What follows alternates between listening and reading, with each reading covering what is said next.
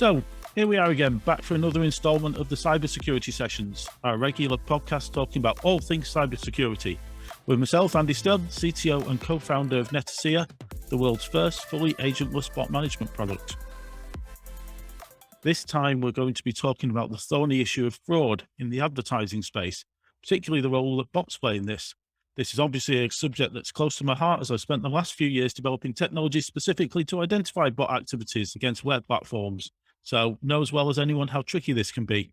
Now, the ad fraud space is even more challenging with so many different parties involved, each with their own angle and tolerance of bot activities. I know when I first wrote about the subject a couple of years ago, I had to keep redrawing diagrams for myself to remember how it all worked, who was making money from where, who was losing money and why, in which area.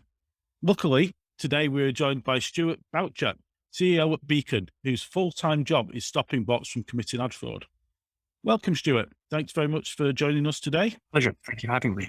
Before we dig into the ad fraud challenge, could you just quickly introduce yourselves for our listeners? Of course. So my name is Stewart Boutcher, as Andy said. I am the CTO and Data Lead for Beacon. I've been involved in technology sector for a long time. My first jobs were working in missile tracking systems and nuclear power control systems, which were very data heavy, obviously. I've been involved at senior board level with entrepreneurial organizations since about 1995, 96, run a few companies myself with varying degrees of success. And I am now been involved with Beacon for about 3.5, 4 years in this role. I'm also a member of the Data and Marketing Association North Council, and I'm digital and project lead for the UK Police Memorial, which is a charity to honour officers killed and died in the line of duty. Wide range of duties there. Mm-hmm. I think before we go into any detail, I think it's probably worth starting at the very top. Who are the winners and who are the losers from ad fraud, and how do they lose out?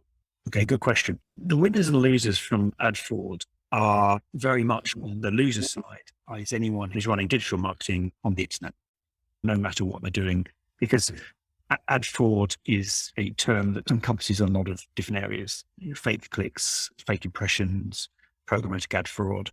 But broadly speaking, it's any attempt to defraud digital advertising networks for financial gain. And scammers and criminal gangs frequently use bots and click farms to carry out ad fraud, but they're not the only methods.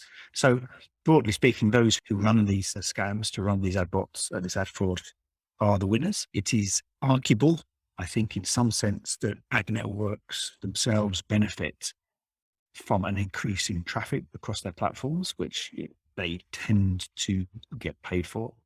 And the losers 100% are those who are paying for those adverts. Okay, because I think one of the challenges in this is that the ad networks historically have been the people who determine which are fraud. And it's not necessarily in their interests, is it, to be too stringent on clamping down on fraud? Would that be in line with your experience? I mean, it's a tricky question you jump into straight away there. I have to be careful how I answer that one, as I'm sure you do yourself. Yeah. I think it's fair to say that generously you can say that it would be a difficult problem for an ad network necessarily to be able to be 100% certain about the veracity of a particular click, impression, visit, whatever it might be, because they don't have access to a lot of the data that sort of organizations like Beacon and indeed yourselves do, where we've got a lot of server side, we've got a lot of, what's going on a website. You can track and look at visitor actions and behavioral metrics and all that kind of stuff, which is beyond where they are. They can only look at what's on their own platform. So generously, you can say that it's a challenge for them to do that. And I think that perhaps what is something that many people would not contend with is they don't necessarily do as much as some people want them to do. How was that for a political answer? That was very, very nicely sat on the fence. Well, we're being recorded. In the pub, we'll talk differently. Where I thought this got particularly interesting when I was looking into it was around the elements and the approaches that the ad fraud people took to build reputation up, because obviously the value of a digital ad is significantly higher based on the individual and the likelihood of converting. Could you just talk us through the level of sophistication of the bot operators and some of the techniques that they use to be able to create something very, very valuable? Yeah, so a bot is just, and as many of our listeners will know, a bot is a bit of software. that's just programmed to do a job and it's being directed to do a particular kind of job. And a botnet is just a whole collection of those. Now, you can run a bot anywhere. And what a lot of bot farm owners will do is that they would compromise people's machines. So there'd be sort of viral payloads that would basically install bots on as many different machines as they could do. And then there'd be some kind of controlling mechanism by which you tell them to do something, and there might be a DDoS service or whatever it might be. More recently, the advent of mass cloud computing has made it substantially easier for people to purchase cloud servers anywhere and run their bot networks in a more legitimate looking fashion. You don't have to worry about compromising someone's computer. You don't have to worry about downloading something and you breaking it, because the defenses at the personal level become much stronger. The operating system level become much stronger. So bots tend to run on cloud computers now. They have become a lot more sophisticated because they're trying to look human. That's fundamentally the whole point about it. Many people may be aware of an online service called Fiverr, where for $5 or $10 or $15, you can get a certain number of likes on a post or a certain number of followers on a Facebook page. So you can spend money to look like whatever you're doing is more popular. And I think a lot of marketeers have used those kind of services, particularly before they understood what they really were, which was basically, they're clearly not humans. They're bots that are being sold for money. So ad networks, they're run by intelligent people. They tend to have good tech people inside them. They're not fools. They don't want to have bots running on the network. It's certainly not ostentatiously anyway. And so these things can't obviously look like a bit of software. So how do you turn something that's obviously a bit of software into something that looks human? And a degree of the problem we face now is because of the way the whole digital marketing ecosystem works, which is that it was very reliant, and still is to a certain extent very reliant, on third-party cookies and tracking people across their entire internet journey, so that you have an understanding about their buying intent, about what it is that they want to do and what it is they might be buying in the near future, so that you can market to them more effectively. And as a side effect of that, you can use that third-party cookie ecosystem to build up something that looks like it's human because of the way it behaves. So what do humans do on social media networks, for example? Well, they engage with posts or articles. They view and click on adverts. Obviously, they don't do any of these things. They don't have eyes, they don't have hands. But the point is that they look real. They do the real things. And so what's happening here in the whole world of ad fraud is that bots are engaging with adverts primarily to look human. Now, what's interesting, I think, is the way that the industry itself has really kind of got ahead of regulation in terms of moving away from third-party cookies, because real people have suddenly realized, hang on a second, what's going on in my data here? Why are people making money out of it? Why does someone know so much about me? But actually, if you look at the alternatives for third-party cookies, which are all about what's your intent, what are you going to buy, how do I market to you more effectively, they have the same problems built in, which is that they're gameable by a sophisticated bit of software that behaves in certain kinds of ways to make it look human. So it doesn't solve that problem, really.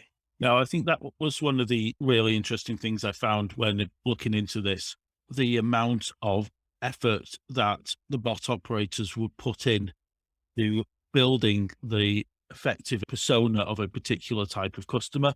And they would do this over a number of months or even years to build that history of someone who has background, visited the right sites at the right time of year, to populate that with the right level of interest so that they can then have something that is the particular target market on high value clicks. And like you say, that can include visiting lower value sites and actually delivering some value to less popular sites, and less well visited sites can actually benefit from this in a certain way because they have visitors that are visiting them just so that they can build up that reputation.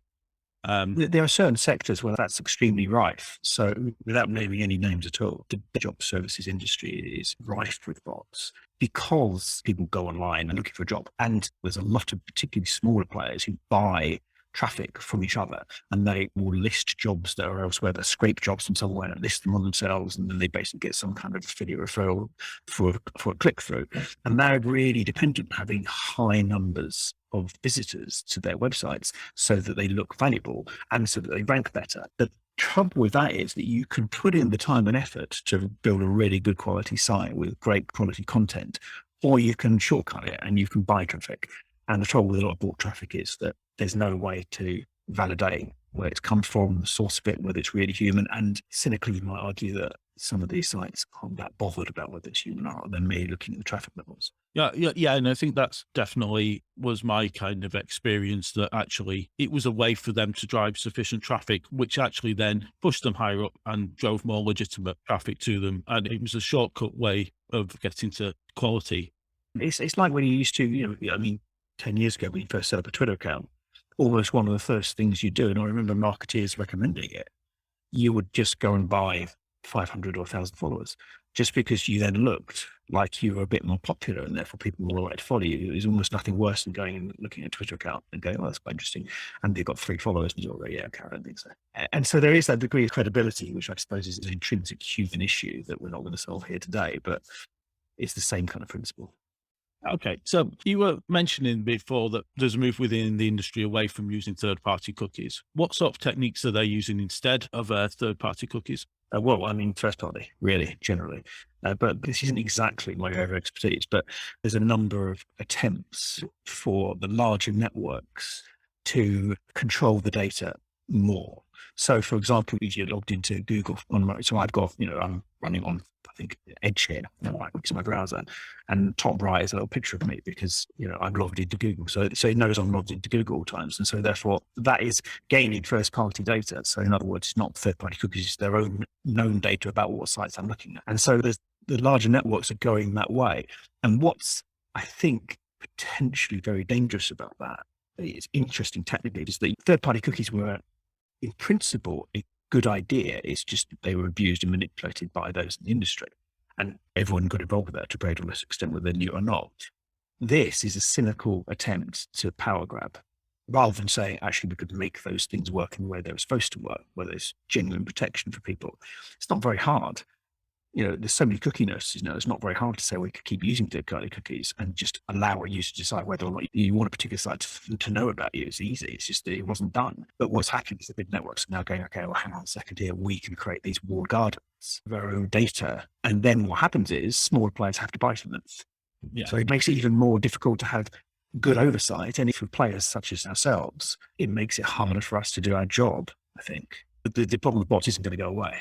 No, it's also more insidious to users as well, because that data is being captured by them using what they think is a legitimate search engine for other purposes than that. They're gathering a lot more data around what they're searching for. Well, it's not just the search, is it? It's everything you do on the internet. So, I mean, recommendation, if you want people not to know what you're looking at, then use incognito, because, there's good safety, security around that. There's lawsuits going through in the US at the moment. Early days, but I think the initial judgment, I can't remember though, but the initial documentation was released by the judge against Google. You may well be aware of this, which is talking around 7 projects they had. So there were 2 particular I remember, Project Jedi Blue, and Project Jedi was effectively the attempt to create this user data as a walled garden without telling users what they're doing, which obviously is, as you say, insidious. But the Jedi Blue, perhaps even more worrying, is allegedly an attempt for Google to prioritize their own and Facebook's traffic within the programmatic advertising ecosystem. So in other words, to give them an advantage over smaller players. So it's an abusive position. I mean, I realize this is alleged and it's going to take many years to play out. Who knows where it will go? But you can see the concerns. The thing with third-party cookies is lots of people have access to this data. The replacement mechanisms are very few organizations have access to properly raw data, and you don't know what it is. Yes, I think it will be very interesting to see where that goes. We've seen such a clampdown on privacy restrictions being put into browsers. Will be interesting to see where that goes, and also how advertisers react to that, because, as you say, there's a very large amount of money behind the advertising industry. It obviously keeps a large amount of content on the website is advertising driven. I understand it's difficult because people want to use the internet and they don't want to pay for stuff. I mean, you pay for your internet connection, but they don't want to pay for the content they get generally. And there is that kind of disconnect in people's minds between saying, well, actually, no one understands. If you can't see the mark, you're the mark. But I think marketing's traditionally never been very good at transparency, never been very good at openness. Very famous comedian Bill Hicks, who you may well be aware of, was very scathing about marketing. And he makes some good points, which is that marketing is potentially a pernicious evil, but it clearly isn't, because it serves a purpose. It makes you aware of things, makes you aware of things you didn't necessarily know about, you might want to know about, but it's because the way that it deals with its product, that is the people who it's selling to, it's not open with it. It's a very interesting subject around targeted advertising anyway, and that theoretically it is much better for you because you will see things that are relevant to you and should be driven by the things that you have chosen that are relevant that you want to buy. But actually it isn't like that. It is driven by people who then know far too much about you that you haven't explicitly given them permission. So I think, there is a right balance to It's get. also flawed because, I mean, how many times have you been followed around the internet by ads for a hotel you just booked or a product you just bought? Yes. But It's not flawed. Yeah. Yeah, it's built on imperfect data. You're followed by adverts for something you looked at that you've decided that you never going to look at again. So I think we should dive into getting your opinion on what people can do about it. If you're running a site with advertising on it, what level of protection should you be doing, and what steps can you take to stop these bots from taking your real viewers from seeing real adverts on your site? I mean, it's an interesting one because you have to be very careful not to just say use us. But the reason that Beacon came about is because I was running a digital agency at Leeds UK where I'm based, and we saw real problems with real disparities in data. We'd see a number from an ad network, and we'd see numbers coming through to the website according to GA and other analytics platforms. But also when you look at the server data itself, some raw server logs and traffic processing. I know you do a lot of raw server logs in Netacea. You just see something completely different. And so it came about because of what's going on here. And the answer was you're getting a lot of invalid traffic. You're getting a lot of traffic that doesn't convert. A lot of traffic isn't real. So I mentioned earlier on that I'm a member of the North Council for the Digital Marketing Association, the DMA. And we're carrying out a project on artificial engagement. And actually, there's a resource that I'll happily share on their website, which talks about that. But one of the things is by not burying your head in the sand. So digital marketing, not burying your head in the sand is key. I think a lot of marketers understand that programmatic marketing is absolutely right for fraud. And despite some very good solutions out there, it still is. You just have to do the best you can. But I think a lot of marketers also don't really think of paid search and paid social, which is where we operate, as being particularly problematical, but actually they are. We see numbers of between 20 to 40% of budget wasted on bots by unprotected clients, which is a huge number. If you're spending, £500,000 a month, if you spend £10,000 a month, it's 20 to 40%. It's still a lot of money because it's relative to your budget. So asking questions like what percentage of my traffic is fake on my digital media campaigns, and who in an organization is responsible for monitoring this and preventing it, taking those initial steps to say, okay, there is a problem, and actually what do I go in place to understand the scope of the problem is very, very useful as a starting point. And then you can ask questions internally, you can ask questions of your digital marketing agency and ask them the questions about, do they monitor for fraudulent traffic? What do they do about it? What do they mean by terminologies like engagement? How do they measure that kind of thing? And do they have numbers around different channels, different campaigns, different geographies around bot engagement? And what do they do to prevent it? So just by asking those questions puts your organizations into a completely different mindset, whereby they're not going, oh, well, there probably is this problem and it's massive, or we can't even think about it, to, okay, well, break it down here, what do we do? Ultimately, unless you're a very tech organization who happens to invest with some good data scientists and people who understand this problem, you're going to end up engaging with third-party specialists such as Beacon, because this is a complicated technical process to detect bots. And I know full well that you're very aware of that. There's so many indicators that you're looking at, behavioral metrics around mouse movements and timing, and edge touch points, a whole heap of things. And it's complicated, and it has to be a good level of domain knowledge to be able to do anything about it. But just being aware is a good start. Yeah, I would agree with that. And I think the thing is, when you look into how complex a solution you need from this, is to think about the level of sophistication and expertise that is going into the people who are running these bots. This is not people with a simple bit of software just trying things out. This is a multi-billion-dollar industry with big development teams on this full time with technical experts. So it's not something you can easily counter without bringing some sort of expertise in understanding what they're trying to do and also how you can respond. I mean, it's also about a return on investment, I suppose, in terms of and there is diminishing rule. I mean, what you guys do is obviously about protecting actual data. You're protecting your websites, mobiles, and APIs from scraping, from data stealing, all that kind of stuff. So with the Beacon, what we're doing is we're stopping our customers from wasting their budget on bots. But no data is actually stolen. I mean, money's stolen. And that's one thing. And I suppose the point is that we generally say to our clients when we engage them first, you're not going to get rid of these bots. But if you can reduce it by 50% or, by 80%, then that's a huge return on investment.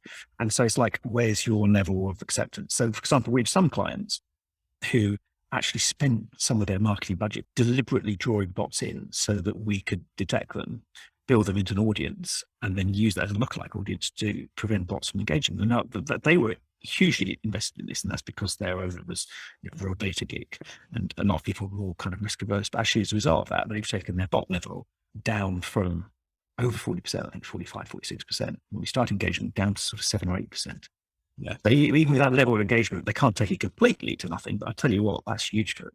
I mean, that's a massive improvement. It's not just obviously the wasted money associated with that bot. It's that bot has taken the spot of a real customer on your site. So every bot is costing you money, but then it's also costing you customers. So the more you can get rid of those, the more real customers. Well, one final thing, if I may, you're right. Opportunity cost, effectively, is what you're talking about there. You can't have the opportunity to spend that money on someone real who might buy something from you or whatever it is you want them to do. But also, it pollutes the data stack in a way that you're likely to make decisions based upon traffic that's never going to convert for you. And so you might make content decisions, user flow decisions, all kinds of stuff. And again, that's something is very important to marketeers, that they need to have good data to make good decisions about what they do next. And that is probably it. I couldn't agree more. We've engaged with a number of customers who've ended up making decisions that have optimized their sites for bots, which is clearly not where they want to go. No, probably not. Unless they're always in the job sector. This seems like a good point. I think we're just about out of time. So thank you very much again, Stewart, for joining us today. That's been absolutely fascinating. Pleasure. Subject close to my heart and one of the more complex areas of the whole bot management infrastructure. So thank you very much, Stewart. That was a really interesting conversation. So thank you. And thank you very much, everyone, for tuning in and listening in today.